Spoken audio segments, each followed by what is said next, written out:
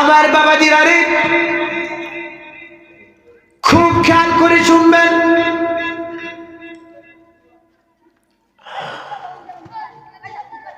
জামি তিরমিজি শরীফের হাদিস, রাসূল করিম সাল্লাল্লাহু আলাইহি ওয়াসাল্লাম একদিন ঘর থেকে বের হলেন। নবীজির সাথে নবীজির কিছু সাহাবী ছিলেন। সাহাবায়ে কেরাম দেখলেন আমার নবীজির ডান হাত মুবারকে একটি কিতাব, বাম হাত মুবারকে আরেকটি কিতাব। সাহাবায়ে কেরাম জিজ্ঞাসা করলেন, ইয়া রাসূলুল্লাহ, ইয়া হাবিবাল্লাহ, আপনার ডান হাতে যে কিতাব, এই কিতাবটি কি? আবার নবীজি জবাব দিলেন, হাদা কিতাবু রাব্বিল আলামিন। আবার নবীজি বলেন, আমার ডান হাতে যে কিতাবটি দেখতে পাচ্ছ, এই কিতাবটি দুনিয়ার কোনো কিতাব না, আল্লাহর পক্ষ থেকে আল্লাহ রাব্বুল আলামিন এই কিতাবটি আমাকে দিয়েছেন। নবীজির সাহাবীরা জিজ্ঞাসা করলেন, ইয়া রাসূলুল্লাহ, ইয়া হাবিবাল্লাহ, নবী গো, এই কিতাবের মধ্যে কি লেখা আছে? আমার নবীজি জবাব দিলেন, ফিহি আসমাউ আহলিল জান্নাহ। এই ডান হাতের কিতাবের মধ্যে আমার উম্মতের মধ্যে যারা জান্নাতি, আদম থেকে শুরু করে কিয়ামত পর্যন্ত যারা জান্নাতি, তাদের নামগুলো এই কিতাবের মধ্যে লেখা আছে। তিরমিজি শরীফের হাদিস, হাদিসের মান সহিহ। আমরা জাল হাদিস দিয়ে ওয়াজ করি না। যুবক ভাইরা খুব খেয়াল করে শুনতে হবে, ঠিক না বেঠিক? রাসূল বলেন, ফিহি আসমাউ আহলিল জান্নাহ। আমার ডান হাতে যে কিতাবটা দেখতেছো, এই কিতাবের মধ্যে আদম থেকে শুরু করে কিয়ামত পর্যন্ত যারা জান্নাতি হবে, এমনকি আমার উম্মতের মধ্যে সর্বশেষ যে জাহান্নাম থেকে আল্লাহ যাকে জান্নাত দিবেন, তাদের নামগুলো লেখা আছে। ওয়া আসমাউ আবাইহিম, যারা জান্নাতি তাদের পিতার নাম, তাদের দাদার নাম।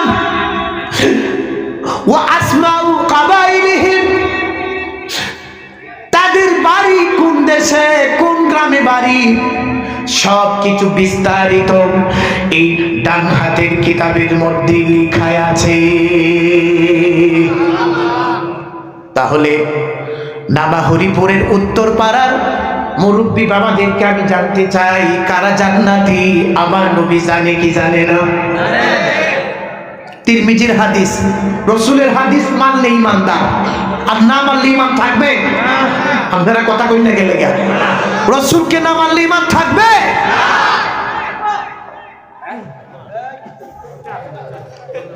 যুবক ভাইরা, তোমরা মাহফিলে চলে আসো, তোমরা মাহফিলে চলে আসো। আল্লাহ যুবক ভাইদেরকে কবুল করেন বলে না হবে। আর হেরার তো দরকার, এই যে ভাইরাল বক্তা, বুঝছেন, এই যে তাহিরি মার্কা বক্তা দরকার। কথা কই না কেন লাগে? আমরা তো তাহিরি মার্কা বলার সময় নেই, কুরআন হাদিস বলি তো শেষ করতে পারি না। তা ঠিক না বেটি? কলবে কলবে মিল না হইলে, এটা বলার সময় নাই, এগুলো বলা। মনের আশা পূরণ হইবে না রে, নিশিরাইতে কারো বাঁশি বাজে। মাশাআল্লাহ, আল্লাহ আল্লাহ আল্লাহ। এগুলো বলার সময় আমরা পাই না। এগুলো বললে যুবকরা আবার খুশি হয়, কারণ হেরা তো যে ডিজে তাহিরি শুনে কথা বলতে গেলে লাগে। আমরা কিছুক্ষণ কোরআন হাদিস শুনি, রাজি আছেন না বাবাজিরা? তাহলে যুবক ভাইরা, তোমরা বলো তো, আমি এই মাত্র কি বলেছি? জান্নাতি আমার রসুল জানেন। জানিয়ে দিয়েছেন কে? কে জানাইছেন? আল্লাহ। এবং তাদের পিতার নাম কি, কোন দেশে বাড়ি, কোন গ্রামে বাড়ি, এইগুলো আমার রসুল জানেন। কন্যা সুবহানাল্লাহ। সাহাবায়ে কেরাম জিজ্ঞাসা করলেন, ইয়া রাসূলুল্লাহ, ইয়া হাবিবাল্লাহ, আপনার বাম হাতে যে কিতাবটি আছে এই কিতাবের মধ্যে কি লেখা আছে? আবার নবীজি বলেন, হাযা কিতাবু রাব্বিল আলামিন ফীহি আসমাউ আহলিন নার ওয়া আসমাউ আবাইহিম ওয়া আসমাউ ক্বাবাইলিহিম। আবার নবীজি বলেন, কিয়ামত পর্যন্ত কারা কারা জাহান্নামী তাদের নামগুলো ডান হাতের কিতাবের মধ্যে লেখা আছে। তাদের পিতার নাম, তাদের দাদার নাম, তাদের কোন দেশে বাড়ি, কোন গ্রামে বাড়ি, সবকিছু আমার বাম হাতের কিতাবের মধ্যে লেখা আছে। তাহলে কারা জান্নাতি কারা জাহান্নামী আমার নবী জানেন। এটা আপনারা বিশ্বাস করেন না? রসুলের হাদিস বিশ্বাস করতে হবে। আমরা সেই নবীর উম্মত। কন্যা সুবহানাল্লাহ। তাহলে আমাদের দাম কম না বেশি? কম না বেশি? আচ্ছা, আমি আপনাদেরকে আরেকটি তত্ত্ব দিলে খুশি হইবেন। আমরা আমার নবীর উম্মত, কথা ঠিক না বেঠিক? আপনারা শুনলে খুশি হবেন, আদম নবীও আমার নবীর উম্মত। আল্লাহু আকবার বলেন। আমরা তো নিজেদের দামটা বুঝি না, এই জন্য দামটা বোঝানোর জন্য আমি কোরআন হাদিস থেকে কিছু কথা বলতেছি। আদম নবীও আমার নবীর উম্মত, শীষ নবী আমার নবীর উম্মত, মুসা নবী আমার নবীর উম্মত, ঈসা নবী আমার নবীর উম্মত, ইব্রাহিম নবী আমার নবীর উম্মত, দাউদ নবী আমার নবীর উম্মত। 1,23,999 জন নবী আমার নবীর উম্মত। আল্লাহু আকবার বলেন। একটা সেটা কেমনে একটু জানানো দরকার আছে, কারণ এই জন্য জানার দরকার আছে আমার রসুলের সামনে বেয়াদবি হচ্ছে বর্তমানে বাংলাদেশে। আমার রসুলকে চিনতে পারে নাই অনেক মৌলবী সাহেব, অনেক ওয়াইজিন, অনেক বক্তা হওয়া এক যোগ্যতা, আর কোরআন হাদিসের গভীর জ্ঞান অর্জন করে বড় আলেম হওয়া এটা আরেকটা যোগ্যতা। বর্তমানে বক্তার অভাব নাই। যে রিক্সা চালায়, যে এই দোকান দেখাও দেখবেন তুফাজ্জুলের সুরে বা বিভিন্ন ওয়াইজিনের সুরে 2-3 ঘন্টা ওয়াজ করে ফেসবুক ইউটিউবে ওয়াজ চাইলে দেয়। আমি কথা ভুল বলি নাই, কারণ আমরা বাংলাদেশের বিভিন্ন অঞ্চলে আমাদের ওয়াজ করতে হয়। কথা ঠিক না বেঠি? আমার রসুলকে চিনতে পারে নাই, আমার রসুলের সামনে বেয়াদবি হচ্ছে বর্তমানে। এই জন্য রসুল একটু চিনায়া যায়। আপনারা কি বেজার হচ্ছে? আমরা শুধু নবীর উম্মত না, 1,23,999 জন নবী আমার নবীর উম্মত। বলবেন হুজুর কেমনে? দলিল দেন। আপনারা শুনলে খুশি হবেন, দলিল আছে পবিত্র কোরআনে। আল্লাহু আকবার। আমার আল্লাহ কোরআনে কারীমের মধ্যে বলেন, ওয়াইদ আখাযাল্লাহু মিসাকান নাবিয়্যিনা লামা আতাইতুকুম মিন কিতাবিন ওয়া হিকমাতিন সুম্মা জাআকুম রাসূলুম মুসাদ্দিকুল লিমা মাআকুম লাতু'মিনুন্না বিহি ওয়া লাতানসুরুন্নাহ। আল্লাহু আকবার। আমার বাবাজিরা রে, আমরা যে আজকে এই সামিয়ানার নিচে একত্রিত হয়েছি, এটার নাম মাহফিল কিনা? এটার নাম কি? আপনারা শুনলে খুশি হবেন। وأول من احتفل ميلاد النبي মিলাদিন নবী সাল্লাল্লাহু আলাইহি সাল্লাম হুয়াল্লাহ ক্বাবলাস সামা ক্বাবলা খালকিস সামাওয়াতি ওয়াল আরদি। আপনারা শুনলে খুশি হবেন, এই মাহফিল আমরা যে করি তা না, আসমান জমিন সৃষ্টির আগে আল্লাহ রাব্বুল আলামিন সর্বপ্রথম একটি মাহফিল করেছিলেন। যুবক ভাইরা, আমার কথা কি বুঝতেছো? আসমান জমিন সৃষ্টির আগে আল্লাহ রাব্বুল আলামিন একটি মাহফিল করেছিলেন। তখন আসমানও সৃষ্টি হয় নাই, জমিনও সৃষ্টি হয় নাই। এই মাহফিলের একমাত্র বক্তা ছিলেন আমার আল্লাহ। সুবহানাল্লাহ বলেন। এই মাহফিলের শ্রোতা ছিলেন শুধু নবীরা। কন্যা সুবহানাল্লাহ। এই মাহফিলের মধ্যে আমার নবী, আপনার নবী যে দুনিয়াতে আসবেন, আসমান সৃষ্টি হবে, জমিন সৃষ্টি হবে, আল্লাহ রাব্বুল আলামিন মানুষ দুনিয়াতে পাঠাবেন খলিফা হিসাবে, আমার রাসূল আসবেন। রাসূলের আগমনের কথাকে আরবিতে মিলাদ বলা হয়। খুব খেয়াল করে বুঝবেন, রাসূলের আগমনের বিষয়টাকে আরবিতে বলা হয় মিলাদ।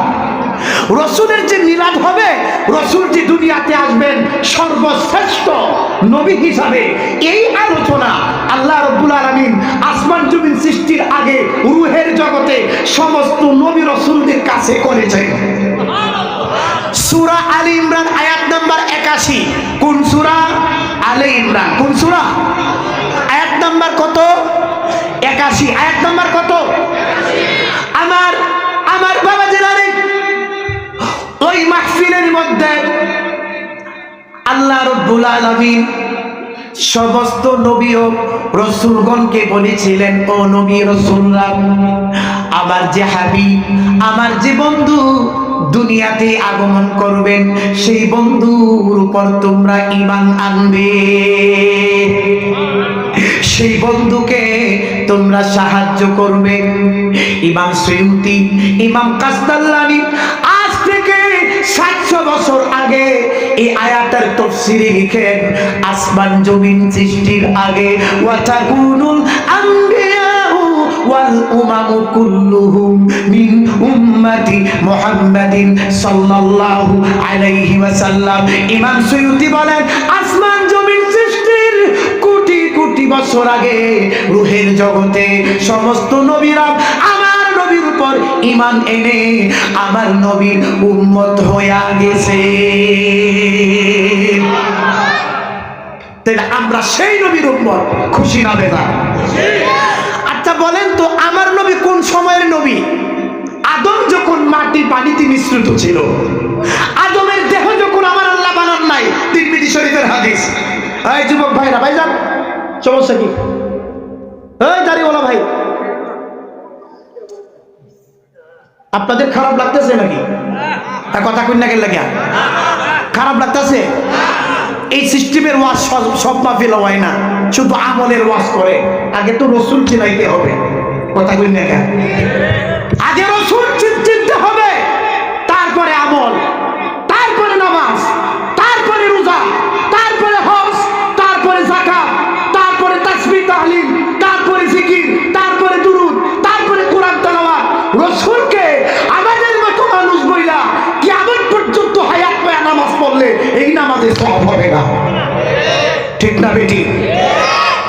আমার এক বক্তা, মাশাআল্লাহ, মাশাআল্লাহ, এই যুবক ভাইরা আসতেছে। যুবক ভাইরা, তোমরা কই থাকো, চলে আসো। মাশাআল্লাহ বলেন, মারহাবা। আরো জোরে বলেন আল্লাহু আকবার। এক বক্তা ইউটিউবের মধ্যে ওয়াজ ছাড়ছে, কয় আমার নবী 40 বছর আগে নবী ছিলেন না। যুবক ভাইরা, আমার কথা বুঝতেছেন? আমার নবী 40 বছর আগে নবী ছিলেন না। কি ছিলেন? তো আমাদের মতো সাধারণ মানুষ ছিলেন। 40 বছর পরে তিনি নবী হয়েছেন। আচ্ছা, তো এই বক্তব্য যদি কোনো আলেমের পক্ষ থেকে দেওয়া হয়, তাহলে এটা অত্যন্ত দুঃখজনক একটা বিষয়। সাধারণ মানুষ যদি এই কথা বলে, সে জানে না, তার ভুল হইতে পারে। তিরমিজির হাদিস, নবীজিকে জিজ্ঞাসা করা হয়েছে, ইয়া রাসূলুল্লাহ, আপনি কোন সময়ের নবী? আপনি কখন থেকে নবী? মাতা কুনতা নাবিয়্যা আই মাতা কাতাবাকাল্লাহু লাকান নাবিয়্যা। রাসূল বলেন, ইমাম তিরমিজি তিনি 3 লক্ষ হাদিসের হাফেজ ছিলেন। সুবহানাল্লাহ কোন। ইমাম বুখারীর সরাসরি ছাত্র ছিলেন। আল্লাহু আকবার কোন। 3 লক্ষ হাদিস থেকে যাচাই করে 3700 হাদিস নিয়ে তিরমিজি শরীফ লেখছেন। সেই তিরমিজির হাদিস আমার রাসূল বলেছেন, আমার রাসূল বলেন, আদম যখন মাটি পানিতে ছিল, আদমকে যখন আমার আল্লাহ সৃষ্টি করেন নাই, তখন থেকে আমি মুহাম্মদ নবী ছিলাম। আচ্ছা বলেন তো, আমার নবীর একজন চাচা ছিল না, আবু তালিব? আপনারা নাম জানেন না? আমার নবীর চাচা কে ছিল? আবু তালিব। আবু তালিব কিন্তু ব্যবসা করত। তিরমিজি শরীফের হাদিস। একদিন আবু তালিব, আমার নবীর বয়স যখন 12 বছর 2 মাস 10 দিন, কত? 12 বছর 2 মাস 10 দিন। আবু তালিব আমার নবীজি সাল্লাল্লাহু আলাইহি সাল্লামকে বললেন, ভাতিজা তুমি যেখানেই যাও সেখানেই তো বরকত হয়। সুবহানাল্লাহ। তুমি যেখানে যাও সেখানেই আমরা রহমত পাই। কয় ভাতিজা চলো তোমাকে নিয়ে সিরিয়াতে ব্যবসা করতে যাব। রাসূল সাল্লাল্লাহু আলাইহি সাল্লামকে নিয়ে সিরিয়াতে ব্যবসা করার উদ্দেশ্যে আবু তালিব একটা দল নিয়ে রওনা হয়ে গেলেন। তো সিরিয়ার কাছাকাছি যাওয়ার আগে এক খ্রিস্টান পাদ্রী ছিল, যার নাম ছিল বুহাইরা। নাম কি? তিরমিজি শরীফ 2য় খণ্ড, বাবু কিতাবুল মানাকিব, বাবুল আবওয়াবুল মানাকিবের হাদিস। ওই খ্রিস্টান পাদ্রী কোনোদিন ঘর থেকে বের হয় না, মানে ব্যবসার লোক দেখা। কিন্তু এই দিন খ্রিস্টান পাদ্রী আগে থেকে ঘর থেকে বের হয়ে অপেক্ষা করতেছিল। খ্রিস্টান পাদ্রীর নাম বুহাইরা। নাম কি? আর রাসূল তার চাচার সাথে সিরিয়াতে যাচ্ছেন। তিরমিজি শরীফের হাদিস, আমার নবীর চাচা আবু তালিবের সাথে যখন বুহাইরা পাদ্রীর কাছাকাছি চলে গেলেন, বুহাইরা পাদ্রী এই কাফেলাকে থামায়া দিলেন, বললেন তোমরা থামো। বুহাইরা পাদ্রী বললেন, ও এই কাফেলার সর্দারকে, মালিককে? আবু তালেব কয় আমি। আমার নেতৃত্বে কাফেলা সিরিয়ার দিকে যাচ্ছে। পাদ্রী বুহাইরা নবীজির চাচা আবু তালিবকে বললেন, ও আবু তালিব, তোমার সাথে নুরানি চেহারা বিশিষ্ট এই বালককে, তার নাম কি, তার পরিচয় কি? আবু তালিব জবাব দেন, এই যে বালকের কথা বলতেছেন তিনি আর কেউ না, সে আমার আপন ভাতিজা, নাম মুহাম্মদ সাল্লাল্লাহু আলাইহি সাল্লাম। নাম কি? মুহাম্মদ। বুহাইরা পাদ্রী আশ্চর্য হয়ে জিজ্ঞাসা করলেন, তার পিতার নাম কি? কয় আব্দুল্লাহ। সুবহানাল্লাহ। এবার বুহাইরা পাদ্রী জিজ্ঞাসা করলেন, এই বালকের নাম, মায়ের নাম কি? আমিনা। কয় হ আমিনা। আল্লাহু আকবার। বুহাইরা পাদ্রী আবার বললেন, তার দাদার নাম কি? Abdul Muttalib. কই জি, দাদার নাম আব্দুল মুত্তালিব। কই তিনি কি কাবা শরীফের মুতাওয়াল্লি ছিলেন? কই হ্যাঁ। মুহাম্মদের দাদা আব্দুল মুত্তালিব আল্লাহর ঘর কাবার দেখাশোনা করতেন, মুতাওয়াল্লি ছিলেন। সুবহানাল্লাহ। এবার বুহাইরা পাদ্রী আবার প্রশ্ন করলেন, এই বালক কি আরবের সবচেয়ে সম্মানিত বংশে জন্মগ্রহণ করেছেন?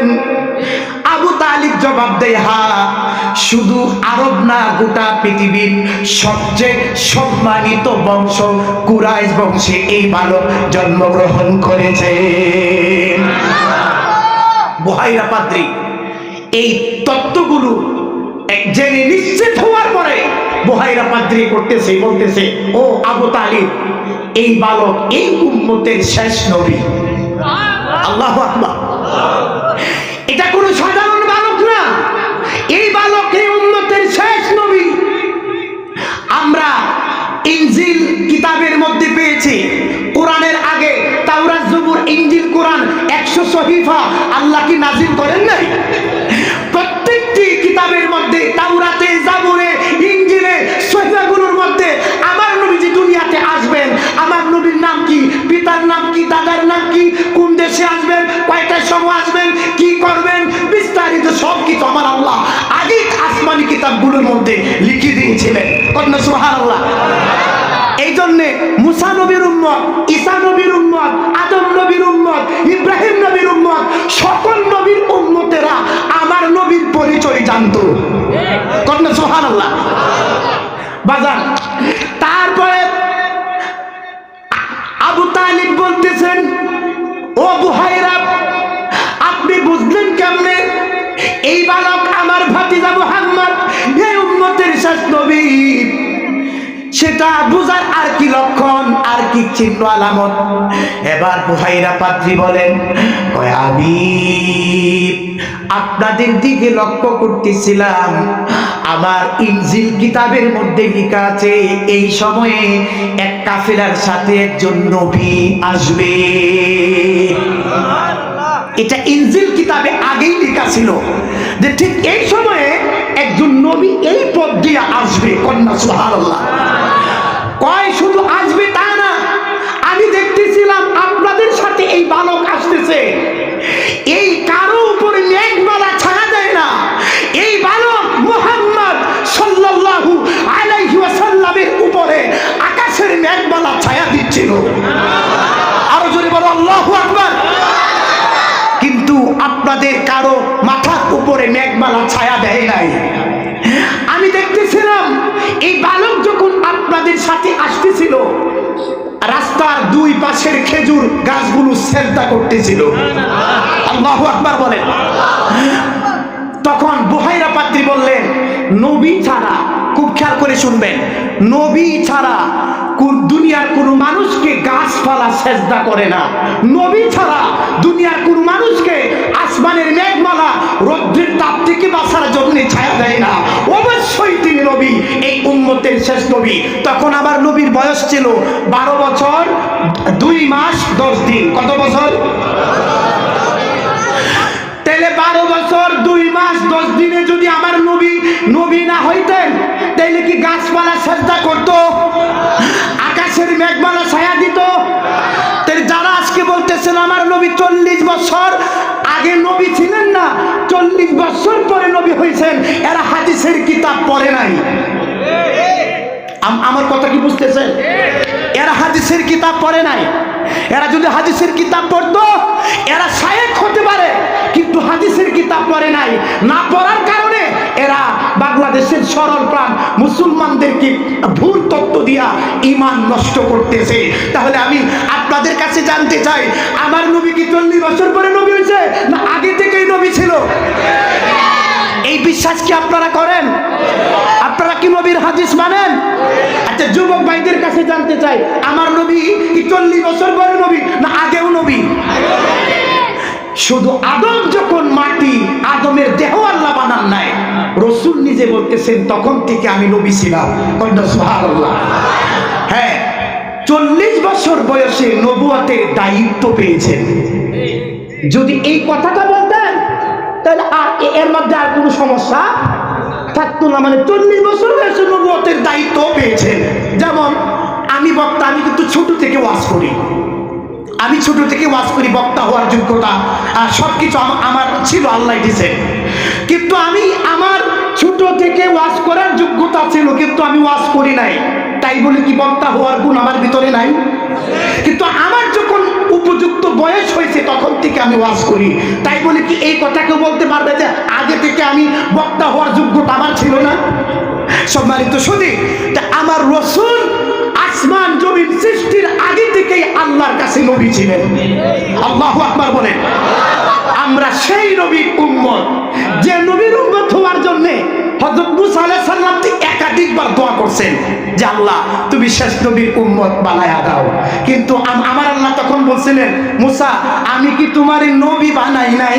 কহো আল্লাহ আমি কি তোমার সাথে কথা বলি নাই তুর পর্বতের উপরে? ও মুসা আমি তোমারে যে নিয়ামত দিছি এই নিয়ামতের শুকরিয়া আদায় করো। মুসা আলাইহিস সালাম তারপরে স্টপ হয়ে গেলেন। মুসা নবী, ঈসা নবী, অধিকাংশ নবীরা দোয়া করছেন আল্লাহ শেষ নবীর উম্মত দুনিয়াতে আসবে সবার শেষে, কিন্তু কিয়ামতের ময়দানে সবার আগে জান্নাতে যাইব। কন্যা সুবহানাল্লাহ। আল্লাহ ফাজআলহা উম্মতি, তুমি এই উম্মত আমাকে দিয়া দাও। আমার আল্লাহ বলেন মুসা এই উম্মত বাজেট হয়ে গেছে, এই উম্মত তোমাকে দেওয়া যাবে না, এই উম্মত আমার দুষ্টের উম্মত। সুবহানাল্লাহ বলেন। এবার হযরত মুসা আলাইহিস সালাতু ওয়াস সালাম তিনি আবার আমার আল্লাহর কাছে দোয়া করলেন, মাবুদ ইয়া রব্বি ইন্নী আজিদু ফিত তাওরাতি উম্মাতান হুমুল মুস্তাজিবুনা ওয়াল মুস্তাজাবু লাহুম। আল্লাহু আকবার বলেন। হযরত মুসা আলাইহিস সালাতু ওয়াস সালাম তাওরাত কিতাব পড়ে পড়ে আল্লাহর কাছে দোয়া করতে লাগলেন, রব্বুল আলামিন আমি আমার তাওরাত কিতাবের মধ্যে এমন এক উম্মত পেয়েছি যে উম্মত যখন দোয়া করবে সাথে সাথে তাদের দোয়া কবুল করা হবে। শুনলে খুশি হবেন। মুসা আলাইহিস সালাম কয় আল্লাহ ফাজআলহা উম্মতি, তুমি এই উম্মত আমারে দাও আল্লাহ। আবার আল্লাহ বলেন মুসা এই উম্মত তোমাকে দেওয়া যাবে না, তিলকা উম্মাতু আহমদ, এই উম্মত আমার হাবিব মুহাম্মদের উম্মত। আল্লাহু আকবার বলেন। এখন তো বর্তমান যুগে একদল নামছে বাংলাদেশে কই দোয়া লাগে না, কথা কই না কেন? আছে না নাই? আপনাদের এই যে মুক্তা কাছে এইদিকে আছে নাকি? কি আশ্চর্যের বিষয়, দোয়া বলে লাগে না। আরে ভাই দোয়া হচ্ছে ইবাদতের মগজ। তিরমিজির হাদিস, দোয়া হচ্ছে মুমিনের অস্ত্র, দোয়াতে তকদির পর্যন্ত পরিবর্তন হয়। আল্লাহু আকবার। অধিক পরিমাণে দোয়া করলে আল্লাহ তকদির পরিবর্তন করেন। দোয়াতে হায়াত বাড়ে, সুবহানাল্লাহ। দোয়াতে বিপদ মুসিবত দূর হয়, কোন সুবহানাল্লাহ। দোয়াতে রিজিক বাড়ে, কোন সুবহানাল্লাহ। দোয়াতে যাদের সন্তান নাই তাদেরকে আল্লাহ সন্তান দেন, কোন সুবহানাল্লাহ। আর একদল বলতেছে দোয়া লাগে না, নামাজই দোয়া, নামাজের পরে আর দোয়া নাই, বলে না? কথা কোন নাকি বলে না? আচ্ছা এক ভাইরা আমি করলাম, জিজ্ঞাসা করলাম যে ভাই এই দোয়া লাগে না এটা কে বলছে, কোন হাদিসের মধ্যে আছে? কয় নামাজের ভিতরে তো আমরা দোয়া করি, নামাজের পরে আর দোয়ার কোন দরকার আছে? আমারই বলতেছে। আমার উত্তর আছে না? কথা কই লেগে লেগে, কারণ আমি তো যারে ধরি একবারে রস কস সিঙ্গারা বুলবুল মস্ত এক যুবক ভাইরা, কথা কই না? কিন্তু তোমরা খেলো না, আমরাও তো খেলছি অনেক আগে। রস কস সিঙ্গারা বুলবুল যারে ধরি একবারে খপ করে ধরি, ছাড়ি না। মানে হয়তো তুমি আমারে বুঝায় দাও, না হলে আমার বুঝ তুমি নাও, ঠিক না বেটি? কয় ফরজ নামাজের পরে দোয়া নাই। তখন আমি বললাম যে তিরমিজি শরীফের সহিহ হাদিস, আমার রাসূল বলছেন ফরজ নামাজের পরে দোয়া কবুল হয়, কন্যা সুবহানাল্লাহ। একটা ডাইরেক্ট হাদিস। কয় হুজুর আপনি হাদিস পড়তে জানেন? আমি কইলাম যে আমি মুহাদ্দিস, আমি তিরমিজি শরীফ পড়াই, বলেন মারহাবা। আমি বুখারী শরীফ পড়াই, বলেন মারহাবা। আমরা যখন হাদিস নিয়ে মাস্টার্স করি, বাংলাদেশের সর্বপ্রথম কামিল মাদ্রাসা সাতসিরা মাদ্রাসা, সাতসিরা আলিয়া মাদ্রাসা বরিশালের ফিরোজপুরে সরবকাটি থানায় অবস্থিত। এখনো সারা বাংলাদেশে কামিলে, সারা বাংলাদেশে রিজাল্টে ফার্স্ট হয় প্রত্যেক বছরে। ওই মাদ্রাসায় যখন হাদিস নিয়ে মাস্টার্স করি, আমাদেরকে 40টার মতো হাদিসের কিতাব পড়তে হয়েছে, বলেন মারহাবা। আমি বললাম যে আপনি যে বললেন নামাজের পরে দোয়া নাই, নামাজি দোয়া, আপনি কয়টা হাদিসের কিতাব পড়ছেন? কয় আমরা তো হাদিসের কিতাব পড়ছি না, আমরা বাংলায় যে মোবাইলের মধ্যে যে বাংলা হাদিস আছে এইগুলো ফেলে কইতাছি। দেখছেন নি কাবারটা? হ্যাঁ, আরেকজনে বলতেছে কয় আমি বাংলাও জানি না। আপনি যে ফতোয়া দেন, কোরআন পড়েন নাই, হাদিস পড়েন নাই, আপনি যে ফতোয়া দিচ্ছেন, কই আমি বাংলাও জানি না, আমি বাংলা পড়তারি না, ওই যে মোবাইলে বক্তার ওয়াজ শুনছি, বক্তা কইছে নামাজি দোয়া, নামাজের পরে আর দোয়া বলে লাগে না। কথা কইতে গেলে গিয়া আল্লাহু আকবার বলে, জোরে বলেন আল্লাহু আকবার। তখন আমি বললাম, রাসূল যেখানে বলতেছেন ফরজ নামাজের পরে দোয়া কবুল হয়, তিরমিজি শরীফের হাদিস, তো এই হাদিসে কি রাসূল দোয়া করতে বলছেন না দোয়া না করতে বলছেন? আমাদের আমার কথাটা বুঝতেছেন না? দোয়া করতে বলছেন না? রাসূল বলেন ফরজ নামাজের পরে দোয়া কবুল হয়।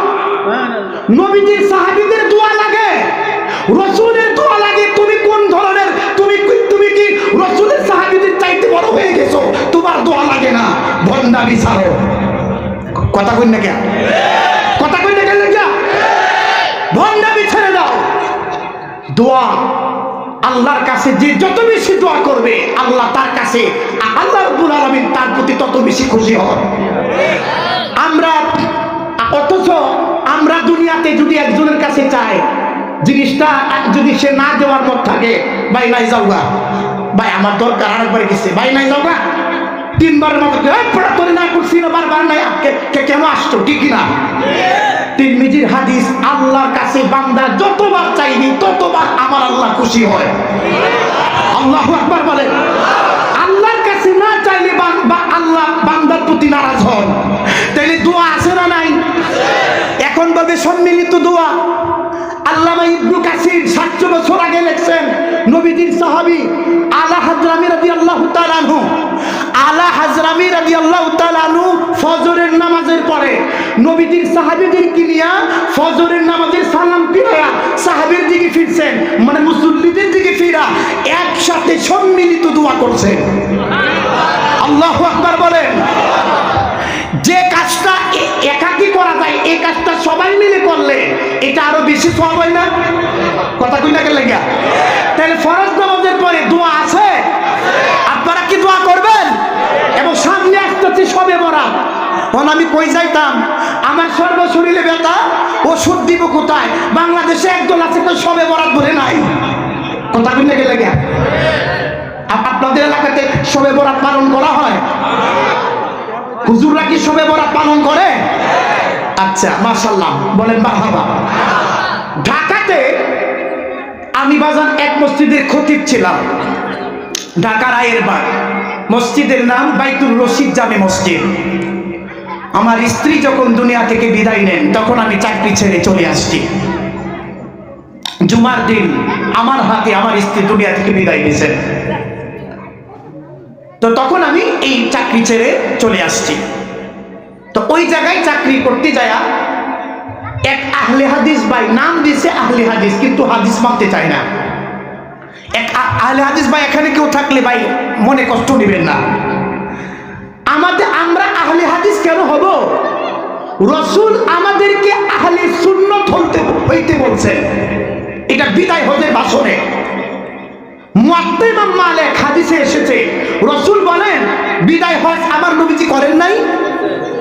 1,25,000 সাহাবী নিয়ে রাসূল বিদায় হজের ভাষণে জাবালে রহমত পাহাড়ের উপরে উঠে আমার নবীজি জীবনের শেষ ভাষণ দিয়েছিলেন। কন্যা সুবহানাল্লাহ। আমার নবীজি বলেছিলেন, ও আমার সাহাবীরা, ও আমার সাহাবীরা, আমি তোমাদের কাছে দুইটা জিনিস রেখে যাচ্ছি। কয়টা জিনিস? তোমরা যতক্ষণ পর্যন্ত এই দুইটা জিনিস মানবা, আঁকড়ায়া ধরবা, ততক্ষণ পর্যন্ত তোমরা পথভ্রষ্ট হবে না, মানে তোমরা সঠিক পথেই থাকবে। সেই দুইটা জিনিস কি কি? কিতাব আল্লাহ, আল্লাহ কোরআন, ওয়া সুন্নাতা রাসূলি। যুবক ভাইরা, এই জায়গার মধ্যে খুব খেয়াল করে শুনতে হবে। ওয়া সুন্নাতা রাসূলি, রাসূল বলেন আল্লাহর কোরআন, আমি নবীর সুন্নাত। আমি নবীর, যদি বলেন আমি নবীর। রাসূল এই কথা বলেন নাই যে আমি নবীর হাদিস। কেন এই কথা বলেন নাই? সব হাদিসের উপর আমল করা যায় না, আমল করতে হয় সুন্নতের উপরে। একটা উদাহরণ আমি আপনাদেরকে দিলে বুঝবেন। এই কুকুর যদি কোনো পাত্রে মুখ দেয়, এই পাত্রটাকে সহিহ মুসলিমে এসেছে 7 বার ধৌত করতে হয়। কতবার? 7 বারের মধ্যে একবার মাটি দিয়া, একবার এই ভিজা মাটি দিয়ে এটাকে ধৌত করতে হয়। এটা ইসলামের প্রাথমিক যুগে এই হাদিস ছিল, হাদিসটি সহিহ। আমার নবী দেখলেন যে উম্মতের জন্য 7 বার ধৌত করা কষ্ট। আমার নবী তো রহমাতুল লিল আলামিন। তখন আমার নবী আল্লাহর কাছে দোয়া করলেন, মাবুদ, আমার উম্মত এক কুকুরে কোনো পাত্রে যদি মুখ দেয়, আমার উম্মত 7 বার ধৌত করলে এটা উম্মতের জন্য কষ্ট হয়ে যায়। ইয়া আল্লাহ, আমার উম্মতের জন্য আরো সহজ করে দেন। তখন হাদিসে এসেছে যে কুকুর যদি কোনো পাত্রে মুখ দেয়, এই পাত্রটাকে 3 বার ধৌত করলেই পবিত্র হয়ে যায়। কারণ কুকুরের লালার মধ্যে বিষ আছে না নাই? এই বিষ আমাদের শরীরে গেলে মানুষের জলাতঙ্ক রোগ হয়ে যায় না? আচ্ছা, এখন আমার যুবক ভাইরা, এই যে 7 বার ইসলামের প্রাথমিক যুগে এই যে 7 বারের যে হাদিসটা, যে কুকুর যদি কোনো পাত্রে মুখ দিয়ে 7 বার ধৌত করতে হবে, এটা কিন্তু হাদিস, এটা সহিহ হাদিস। এরপরে এই হাদিসটা রহিত হইয়া আবার নতুন বিধান আসছে, নতুন, যে না 7 বার তো কষ্ট হয়, যে কুকুর যদি কোনো পাত্রে মুখ দেয় 3 বার ধৌত করলে হয়ে যাবে, ওইটাও কিন্তু হাদিস। এখন আপনারা বলেন 7 বারের যে হাদিস, এই হাদিস কি রহিত হয়ে গেছে না? কথা কই না কেন? এই হাদিস কি বাতিল হয়ে গেছে না? তাহলে কোন হাদিসের উপর আমল করতে হবে? 3 বারের বিধানের যে হাদিস। তাহলে বোঝা গেল সব হাদিসের উপর আমল করা যায় না, আমল করতে হবে সুন্নতের উপরে। কিসের উপরে? এই জন্য আমরা আহলে হাদিস হতে পারি না, আমরা আমাদের নাম হবে আহলে সুন্নাত। নাম কি? যদি বলেন নাম কি? আচ্ছা যুবক ভাইরা, আমার এই বক্তব্যটা কি আপনারা বুঝতে পারছেন? আমরা কি আহলে হাদিস হব? কারণ আহলে হাদিস হওয়া যায় না। আচ্ছা যাই হোক, আলহামদুলিল্লাহ, সময় খুব সংক্ষিপ্ত। তার পূর্বে যে বিষয়টা আমি আপনাদেরকে বলতেছিলাম, তো ঢাকাতে এক আহলে হাদিস বাড়ি, নাম দিচ্ছে আহলে হাদিস। আমার জিজ্ঞেস করতেছে, হুজুর আপনারা যে শবে বরাত পালন করেন, এর পক্ষে কি সহিহ কোনো হাদিস আছে? আমারে বলতেছে যে শবে বরাতের পক্ষে কি সহিহ কোনো হাদিস আছে কিনা। তখন আমি বললাম, হাদিস একটা না, 15টা হাদিস আছে। সুবহানাল্লাহ বলবেন না? শবে বরাতের পক্ষে 15টি হাদিস আছে, আমি নিজে পেয়েছি। তো একটি হাদিস সম্পর্কে পৃথিবীর কোন মুহাদ্দিস এই হাদিসকে বানোয়াট বলবে তো দূরের কথা, দুর্বলও বলতে পারে নাই। পৃথিবীর সকল দলের সকল আলেমের মতে এই হাদিসটি ডাইরেক্ট সহিহ। কন্যা সুবহানাল্লাহ। এই হাদিসটিকে আমি আপনাদেরকে শোনাবো, সবাই কি শুনবেন?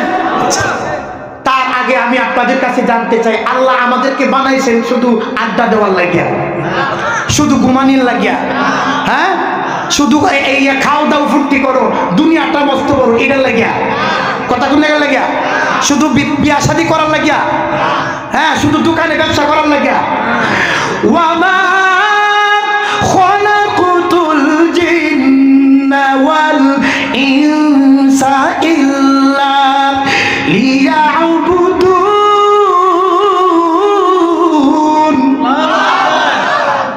এই যে দুই যুবক ভাই জায়গা,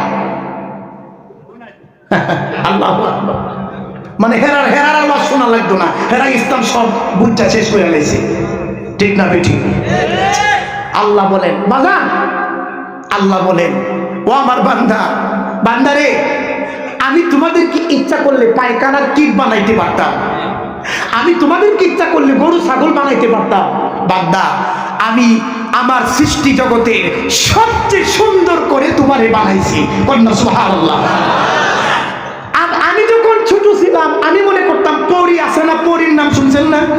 যুবক ভাইরা কথা কয় না, পরী কিন্তু জিনদের একটা জাত। তা আমি মনে করতাম যে আমাদের চাইতে মনে হয় পরীরা বেশি সুন্দর।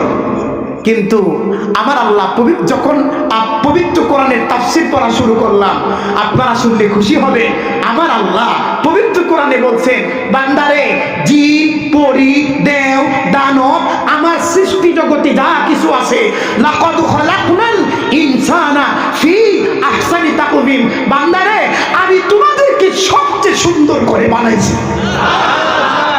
এরপরেও তোমরা কিভাবে আমি আল্লাহরে ভুইলা যাও? আমার আল্লাহ প্রশ্ন করতেছেন। আমার বাবাজিরা রে, আমার আল্লাহ মানুষ সৃষ্টি করেছেন, জিন সৃষ্টি করেছেন একমাত্র তার ইবাদতের জন্য। তো এই ইবাদতের একটি রাত শবে বরাতের রাত্র, ঠিক না ঠিক? আমি ঢাকার আহলে হাদিস ভাইকে বললাম, ভাই শবে বরাতের পক্ষে 15টি হাদিস আছে, তার মধ্যে একটি সহিহ হাদিস আমি আপনাকে শোনায়া দিচ্ছি। হাদিসটি খুব খেয়াল করবেন। ওয়ান মুআয ইবনে জাবাল রাদিয়াল্লাহু তাআলা আনহু قال قال رسول الله صلى الله عليه وسلم يطلع الله تعالى عز وجل في ليلة النصف من شعبان فيغفر لجميع خلقه إلا لمشرك أو مشاحن رواه البيهقي أو كما قال النبي صلى الله عليه وسلم। الله أكبر। বাজান হাদিসের অর্থটা বলবো? এই মুরব্বী বাজান বলবো? এক মুরব্বী বাজান বাউ এসে যাই বাজান যাই না, হাদিসটা শুনতে যা হয়। আল্লাহু আকবার বলেন। যদি এক নম্বরে ধরে থাকে তাহলে এটা তো আমার করার কিছু নাই, কথা কোন দিকে লেগে। আচ্ছা, হাদিসটি হচ্ছে এই, নবীজির সাহাবী মুআয বিন জাবাল রাদিয়াল্লাহু তাআলা থেকে হাদিস বর্ণিত। নবীজি বলেন, শাবান মাসের 14ই দিবাগত রাত, এটাকে আরবিতে বলা হয় লাইলাতুন নিসফি মিন শাবান, ফার্সি ভাষায় বলা হয় শবে বরাত। আচ্ছা, আমরা কি নামাজ বলি না? কথা বলেন। আমরা কি রোজা বলি না? নামাজ কি আরবি শব্দ? নামাজ ফার্সি শব্দ, রোজাও ফার্সি শব্দ। তো শবে বরাত এটা ফার্সি ভাষার শব্দ, এটাকে আরবিতে বলা হয় লাইলাতুন নিসফি মিন শাবান। এখন আহলে হাদিস ভাইরা, ইউটিউব শায়েক আছে না নাই? পুরুষের জন্য লাল কাপড় পরা জায়েজ না জায়েজ? হলুদ কাপড় পরা জায়েজ না জায়েজ? বিজ্ঞানীরা গবেষণা করে দেখছেন রাসূল পুরুষদের জন্য কেন লাল কাপড় পরতে নিষেধ করছেন। লাল কাপড় পরলে যৌবন শক্তি কমে যায়, হরমোন শক্তি কমে যায়, এই জন্য লাল কাপড় পরতে পুরুষের জন্য নিষেধ করছেন রাসূল। আর ঘুমটা বলা শায়েকরা লাল কাপড়, লাল ঘুমটা পইরা, লাল রুমাল পইরা ফতোয়া দেয়, কই শবে বরাত এটা কোন অস্তিত্বই হাদিসে নাই। অথচ শবে বরাত ফার্সি শব্দ, ফার্সি শব্দ তো কোরআনে হাদিসে থাকবে না, এটাই স্বাভাবিক, ঠিক কিনা বলেন? কারণ কোরআন হচ্ছে আরবিতে, হাদিস হচ্ছে আরবিতে। হাদিসের মধ্যে শবে বরাতের নাম হচ্ছে লাইলাতুন নিসফি মিন শাবান। আমার আল্লাহর নবী বলেন, শবে বরাতের রাত্রে আল্লাহ রাব্বুল আলামিন তার সৃষ্টি জগতের সকলকে মাফ করে দেন। আরো জোরে বলেন, আরো জোরে বলেন। তবে ইল্লা আলি মুশরিকিন, যারা মুশরিক, মাটি দিয়া মূর্তি তৈরি কইরা। আচ্ছা বলেন তো, মূর্তি কি, এই মূর্তির কোন ক্ষমতা আছে? মূর্তি কি দাঁড়াইতে পারে? কথা বলতে পারে? এই যে সামনে খাউন রাখি, খাবার খাইতে পারে? তো মূর্তি দাঁড়াইতে পারে না, পিছন দিয়ে আইটা বলা বাজ দেয়, পিছন দিয়ে আইটা বলা বাজ দিয়ে তোর মূর্তি দাঁড়ায়। যারা আল্লাহকে বাদ দিয়া মূর্তির পূজা করে, সূর্যের পূজা করে, চন্দ্রের পূজা করে, এরা মুশরিক। আল্লাহ রাব্বুল আলামিন শবে বরাতের রাতে মুশরিকদেরকে মাফ করবেন না। আর ইল্লা লিমুশরিকিন আও মুশাহিনিন, যারা হিংসা করে। কি করে? আমাদের মধ্যে হিংসা আছে না নাই?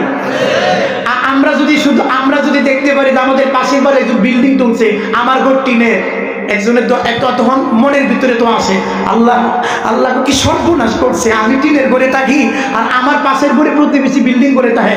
আল্লাহ সরাসরি কিছু কইতেও পারি না, এমন একটা তুফান আইতো, এমন একটা জ্বর আইতো, এর বিল্ডিংটা উড়ে হয়ে যাইতো। কথা কোন না গেল গিয়া, এটা এটার নাম হচ্ছে হিংসা। রসুল বলে কারো ভালো কিছু দেখে তুমি হিংসা না করে যদি দোয়া করতে পারো, আল্লাহ তারেও বিল্ডিং দিছো, আমারেও বিল্ডিং দাও। আল্লাহ রসুল বলছেন দ্রুত তোমারে আল্লাহ বিল্ডিং এর মালিক বানাইয়া দিবে। তাহলে হিংসা করা যাবে? আচ্ছা, খুব সংক্ষিপ্ত আপন করতেছি, আরে আর 2-3 মিনিট, আমার 11:50 শেষ হওয়ার কথা। আচ্ছা, তাহলে আর কয়েকটা মিনিট কষ্ট দিব, রাজি আছেন? কথা কোন গেল নাকি? রাজি আছে? আমার মা বোনদের কথা কিন্তু একটা এখন করি নাই, বলি নাই, প্রথমে বলছিলাম। এখন মা বোনরা রাগ করতে পারে যে এত দূর থেকে হুজুর আইলো, আমরা প্রজেক্টের ব্যবস্থা করলাম, তো আমরা এত এত মহিলা আন্ডার ওয়াজি এখনো হুজুরে করতেছে, হুজুরটা তো সুবিধা না। কথা কোন গেল নাকি? এটা আমার মা বোনরা বলতে পারে। আচ্ছা, মা বোনদের এই সম্পর্কে একটা হাদিস বলবো আমি, এটা শেষে কয়েক মিনিটের ভিতরে বলে রাখবে। তো এই সবে বরাতের রাতে যারা হিংসা করে তাদেরকে মাফ করবেন না। আচ্ছা, আরেক হাদিসের মধ্যে আছে যারা মদ খায়, গাঞ্জা খায়, ইয়াবা বাবা খায়, এলাকাতে আছে না নাই? আহারে, যুব সমাজ নষ্ট হয়ে যাচ্ছে। আমার যুবকেরা মদ গাঁজা খাইলে কিডনি নষ্ট হয়ে যায়, লিভার নষ্ট হয়ে যায়, কিডনি ক্যান্সার সৃষ্টি হয়। এত সুন্দর জীবন আল্লাহ আমাদেরকে দিচ্ছেন, এই জীবন কি মদ খায়া গাঁজা খায়া নষ্ট করতে বলছেন? আল্লাহ নষ্ট করতে বলছেন? যারা মুদমিনুল খামরি, যারা মদ পান করে, তাদের তো আল্লাহ এই রাতে কবুল করবেন না। যারা পিতা মাতারে কষ্ট দেয়, ডাইরেক্ট হাদিস থেকে বলতেছি, যারা পিতা মাতারে কষ্ট দেয়, আব্বা আম্মার খেদমত করে না, আব্বা আম্মার সাথে বেয়াদবি করে, বেয়াদবি করেছে, তাদের দোয়া এই রাতে আল্লাহ ক্ষমা করবেন না। আপনাদের এলাকাতে সুদখোর আছে? আমাদের এলাকা আছে। বাজান, সুদের কথা কইতেছি, কেউ রাগ করবেন না, কারণ আমি যে মুফতি সাহেব, আমার মধ্যে ভুল আছে না নাই? আপনাদের মধ্যে ভুল আছে না নাই? এই ভুলকে সংশোধন করে আল্লাহর ওলি হওয়ার জন্যই তো আজকের এই মাহফিল। কথা ঠিক না বেটি? যারা সুদ খায় তাদের দোয়া আল্লাহ এই রাত্রে কবুল করবেন না। যারা এই জাদু করে, ব্যাট মারে, আমাদের সমাজের কিছু লোক আছে মানুষে ব্যাট মারে মাইরা লায়। কথা কই না? যারা ব্যাট মারে, যারা জাদু করে, এদের তো আল্লাহ এই রাত্রে কবুল করবেন না, এরা হতভাগা।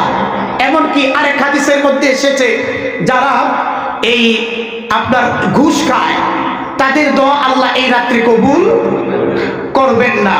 তবে তবে তবে যদি একজন সুদখোর, একজন ঘুষখোর, যে পিতা মাতারে কষ্ট দেয়, যে মদ পান করে, যার ভিতরে হিংসা আছে, যে আল্লাহরে বাদ দিয়া মূর্তির পূজা করে, এই সকল পাপীরা যদি আল্লাহর কাছে তওবা করে, আল্লাহ পিতা মাতারে কষ্ট দিছি, আজকের রাতে তওবা করলাম, আর আব্বা আম্মারে কষ্ট দিব না।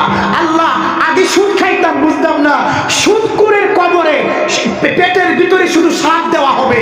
আমার নবীজি মেরাজের রাতে দেখছেন, যারা সুদ খায় কিয়ামত পর্যন্ত তাদের এই শাস্তি হবে, পেটের ভিতরে পেট ভর্তি সাপ দেওয়া হবে, এই সাপগুলো পেটের গুস্তগুলো খাইতে থাকবে। আল্লাহ, জীবনে সুদ খাইছি, আর সুদ খাবো না, আপনি আমাকে মাফ করেন। আল্লাহ, জীবনে মদ খাইছি, আর জীবনে মদ খাবো না। আল্লাহ, জীবনে হিংসা করছি, আর কাউকে হিংসা করব না। এইভাবে যদি দুনিয়ার সমস্ত গুনাহগার ব্যক্তিরা এই সবে বরাতের রাতে আল্লাহর কাছে তওবা করে, আল্লাহ রাব্বুল আলামিন তার তওবা কবুল করবেন, তার দোয়াও কবুল করবেন। আল্লাহু আকবার বলেন। তাহলে আমরা আল্লাহর কাছে এই রাতে তওবা করতে চাই কি চাই না? আমরা কি রাতে তওবা করব? আচ্ছা, এই রাতের দাম আছে না নাই? আছে না নাই? আচ্ছা, খুব খেয়াল করে শুনবেন, তাহলে বোঝা গেল কেউ কোনো ব্যক্তি যদি তওবা করে গুনাহ থেকে, তাহলে এই রাতে তার দোয়া কবুল করা হবে। ঠিক না বেটি? আমার বাবাজিরা, তিরমিজির আরেকটা হাদিস, রাসূল বলেন, ইযা কানাত লাইলাতুন নিসফি শাবান ফাকুমু লাইলাহা ওয়া সুমু নাহারাহা। রাসূল সাল্লাল্লাহু আলাইহি সাল্লাম বলেন, যখন সবে বরাতের রাত আসবে, এই রাতে তোমরা দাঁড়ায়া দাঁড়ায়া নামাজ পড়ো। সুবহানাল্লাহ। এটা তিরমিজি শরীফের হাদিস। আজ থেকে 1300 বছর আগে এই হাদিস লেখা। ও প্রস্তাব করতে যাবে, পাশের মসজিদের ইমাম সাহেব। সুবহানাল্লাহ। নাইলে আমি তো কেউরে ছাড়ি না, আমার মাহফিলে তো উঠলেও খবর আছে, কারণ ঘন্টার পর ঘন্টা আড্ডা দিয়ে নষ্ট করতে পারি। যে আলোচনা শুনলে ইমান শক্তি শক্তিশালী হয়, এই গুনাহগার নেককার হয়। এই আলোচনা শোনার দরকার আছে না নাই? আর ওয়াজ শুনলে মুমিনের উপকার হয়, এটা আল্লাহ কোরআনে বলছে। আল্লাহু আকবার বলেন। কেন আজকে যে আপনারা ওয়াজ শুনতেছেন আপনাদের উপকার হচ্ছে না? বাংলাদেশটা গোটা পৃথিবীর যদি গোটা পৃথিবীর সবচেয়ে বড় আলেমে যদি এখন বুঝায় সবে বরাত নাই, এই রাতে খালি ঘুমান যে কিসের ইবাদত কিসের কি, আপনারা কি মানবেন? এক কথা কই না মানবেন? তাহলে আজকের ওয়াজে লাভ হয়েছে কি হয়েছে না? আচ্ছা, রাসূল বলেন তোমরা রাতের বেলায় নামাজ পড়ো, দিনের বেলায় রোজা রাখো। আপনারা ইনশাআল্লাহ রোজা রাখবেন। আমরা রোজা রাখবো 3টা। আজকে কি বার? শনিবার না? হ্যাঁ, আচ্ছা কালকে রবিবার দিন রাত্রে, সোমবার দিন রাতে আপনারা সাহরি খাবেন। তাহলে সোমবারে একটা রোজা, মঙ্গলবারে একটা, বুধবারে একটা, এই 3টা রোজা। এটাকে আইয়ামি বীজ বলে, মানে প্রত্যেক আরবি মাসের প্রত্যেক 3 দিন 13, 14, 15 এই 3 দিন সমস্ত নবীরা রোজা রাখতেন। আমরা তো রোজা রাখি না, কিন্তু আমাদের মা বোনদের জিজ্ঞেস করবেন, ওনারা কিন্তু এই মাসগুলোতে অন্তত মাসের 3 দিন অনেক মা বোন রোজা রাখে কি রাখে না? রোজা রাখে কি রাখে না? আল্লাহর রাসূল বলেন আমি আল্লাহর সন্তুষ্টির জন্য কেউ যদি একটা নফল রোজা রাখে, কয়টা? একটা নফল রোজা রাখে, তাহলে তার থেকে জাহান্নাম 70 বছরের দূরত্বে থাকবে। আল্লাহু আকবার বলেন। এখন এই সামনে তো রমজান আসতেছে, আমাদের এলাকাতে কিছু এই আছে, কিছু ভাই আছে, চাচা আছে রোজা রাখে না। জিজ্ঞাসা করছি রোজা কেন লেগে হই না, এই কিছুদিন পরে তো মরে যাই ভাই, মানে দাদা হয় আর কি, চাচা দাদা হয়। কয় আমার গ্যাস্ট্রিক, তুমি কি জানো না আমার গ্যাস্ট্রিক লেগে রোজা রাখতারি না, আমার গ্যাস্ট্রিক হয়েছে। কথা কই না কেন লাগিয়া?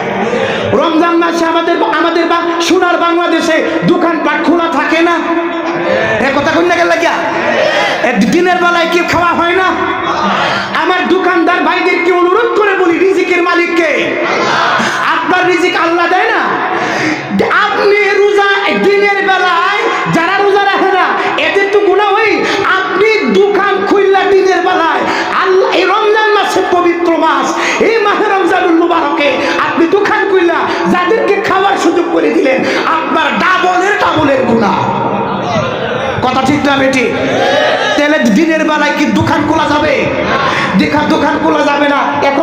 এখন এই কেউ বলতে পারে হুজুর আমার তো গ্যাস্ট্রিক, কেমনে রোজা রাখবো? পৃথিবীর সকল ডাক্তাররা একটা কথা বলছেন, এই রোজা রাখলে গ্যাস্ট্রিক তাড়াতাড়ি ভালো হয়। আল্লাহু আকবার বলেন। গ্যাস্ট্রিক মানে কি? এক ধরনের আলসার না? আলসার মানে কি? ঘা না? এখন ধরেন যে আমার হাতের মধ্যে ঘা হয়েছে, ও শুধু খাইতেছে আবার গুতাও দিই প্রত্যেকদিন, লে গা ভালো অবস্থা কে লেগে এই গা মনে হয় তাড়াতাড়ি ভালো হয়ে যাইব।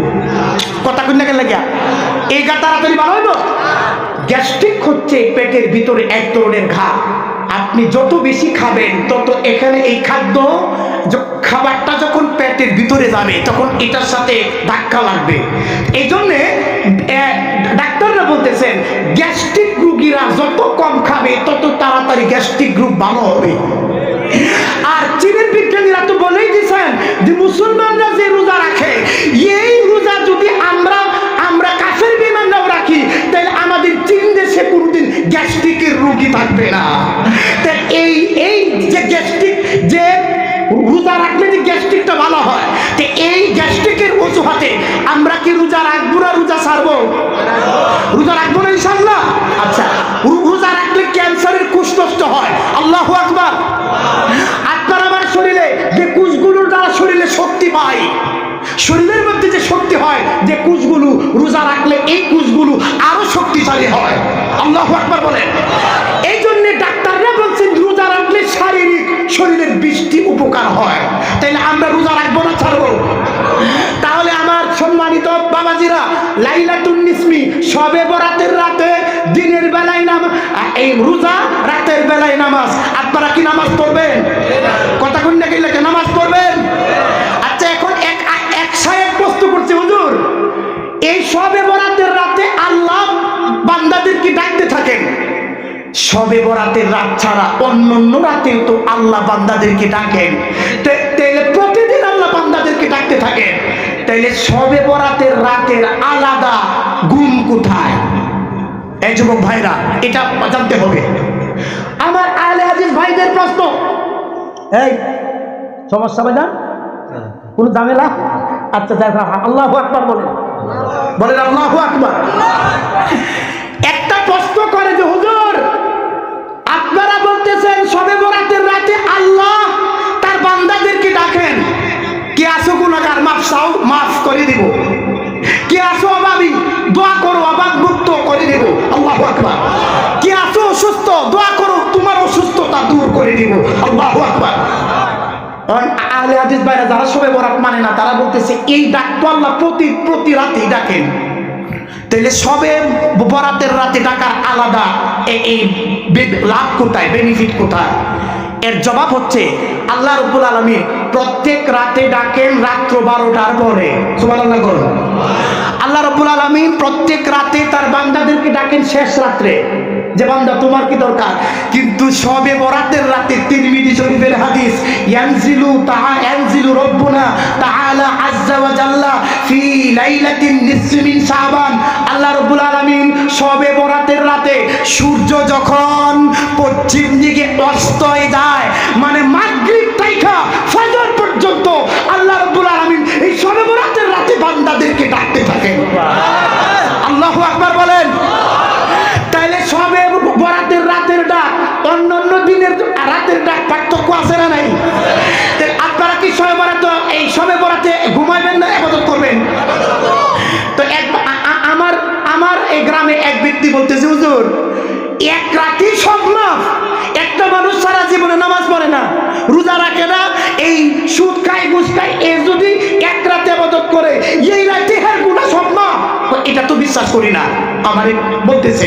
আচ্ছা আমার আরেকজনে বলতেছে, আমাকে আরেকজনে বলতেছে জি শেষ করে একবার 2-3 মিনিটের ভিতরে আমার আরেকজনে বলতেছে হুজুর গো যে এই সারা জীবনে মসজিদে আইয়ে না, বুঝুন যে সারা জীবন মসজিদের মুখ দেখা না, শবে বরাতের রাতে মসজিদ আয় রে গুনাহ মাফ হয়ে যাইব, এটা মানি না।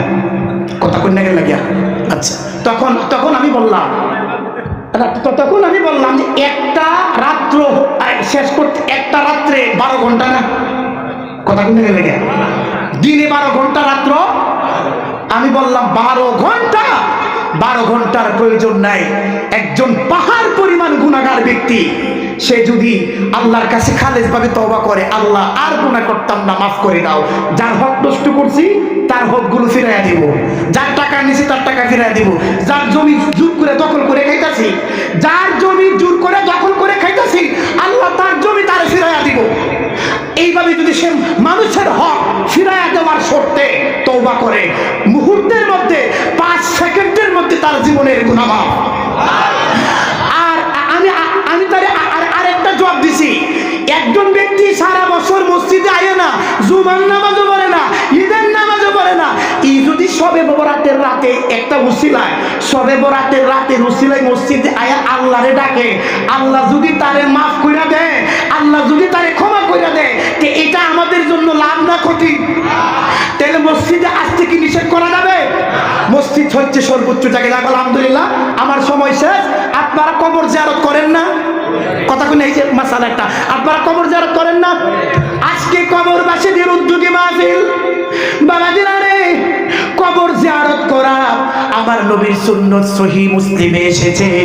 আমার নবীজি বলেন উম্মতরা কবর জিয়ারত করো, কবর জিয়ারত করলে মৃত্যুর কথা স্মরণ হয়, মানুষ আখিরাত মুখী হয়।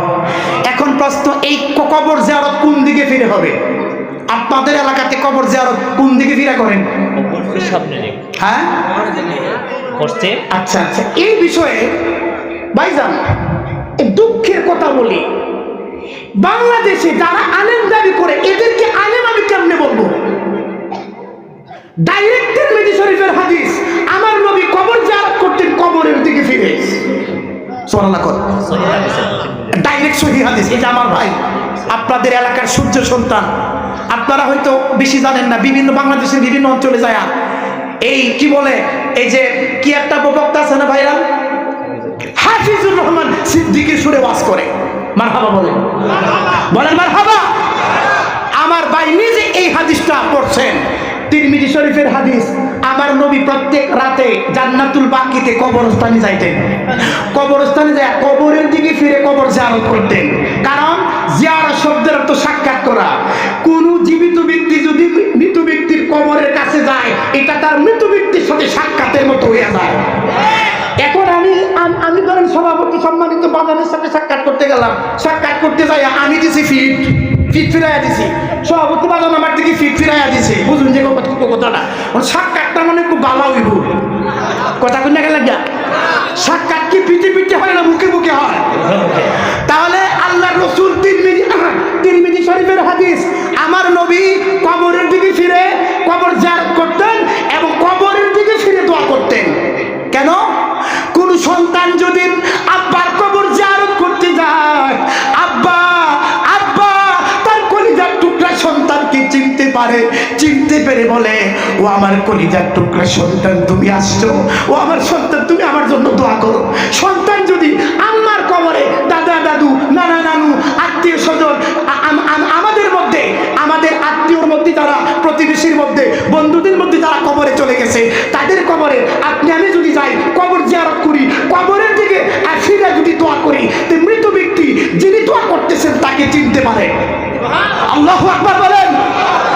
তাহলে রাসূল কবরের দিকে ফিরে দোয়া করছেন, আর আপনারা কোন দিকে ফিরে দোয়া করবেন? আন্ধারের কথাটা ইয়া হইল না, শক্তিশালী হইল না। কোন দিকে ফিরে দোয়া করবেন? কবরের দিকে ফিরে দোয়া করা সুন্নত, কারণ যিনি কবরে আছেন তিনি চিনতে পারেন, এই জন্যে। আল্লাহু আকবার বলেন। যাই হোক, আলহামদুলিল্লাহ, আমি আপনাদের অনেক সময় নষ্ট করছি। আপনারা বেজার হয়েছেন না? কষ্ট পাইছে? বেজার হয়েছে? আমি যদি আমলের ওয়াজ করি, আমারই 3 ঘন্টা সময় লাগে। আমলের ওয়াজ করলে হচ্ছে আমার বক্তারা একা ফেলছি বেশি, আমার 3 ঘন্টা সময় লাগে শুধু আমলের ওয়াজ করতে। আজকে আমি তেমন আমলের ওয়াজ করতে পারলাম না, কিছু কোরআন হাদিস থেকে কিছু গুরুত্বপূর্ণ কথা বলছি। আপনারা বেজার হয়েছেন? কারা কারা বেজার হয়েছেন হাত তুলেন তো। আল্লাহু আকবার। আপনারা সন্তুষ্ট হয়েছেন? এই সন্তুষ্ট আল্লাহ রসুলের জন্য বলেন আমিন। আরো জোরে বলেন আমিন। এখন মা বোনদের পক্ষে একটা হাদিস 1 মিনিটে। সুবহানাল্লাহ কোন বাজার আমার বাবুরা আছে নাকি? গেছে গা তারা আছে, অর্ধেক চলে গেছে। ওই যে কেন লেগেছে এটা কথা কেন লেগেছে ওরা লাগে। আচ্ছা, আমার মা বোনদের পক্ষে একটা হাদিস, মা বোনেরা, আল্লাহ রসুল বলেন কিয়ামতের আগে কিছু নারীদের মধ্যে কিছু নারী এরকম হবে যারা পর্দা করবে না, তাদের সৌন্দর্য পর পুরুষদেরকে দেখাবে। আল্লাহ রসুল বলেন, যে সমস্ত নারীরা, মহিলারা পর্দা করবে না, পর পুরুষদেরকে চেহারা দেখাবে, তারা জান্নাতি যাবে তো দূরের কথা, জান্নাতের গন্ধ পাবে না। তেল মা বোনরা, আপনারা পর্দা করবেন, 5 ওয়াক্ত নামাজ পড়বেন, স্বামীর খেদমত করবেন, আপনারা নিজের সতীত্বকে হেফাজতে রাখবেন, রমজান শরীফের রোজা রাখবেন, আপনি 8টা দরজা দিয়ে আল্লাহর জান্নাতে যাবেন। ওয়া আখিরু দাওয়ানা আলহামদুলিল্লাহি রাব্বিল আলামিন। আসসালামু আলাইকুম ওয়া রাহমাতুল্লাহি ওয়া বারাকাতুহু।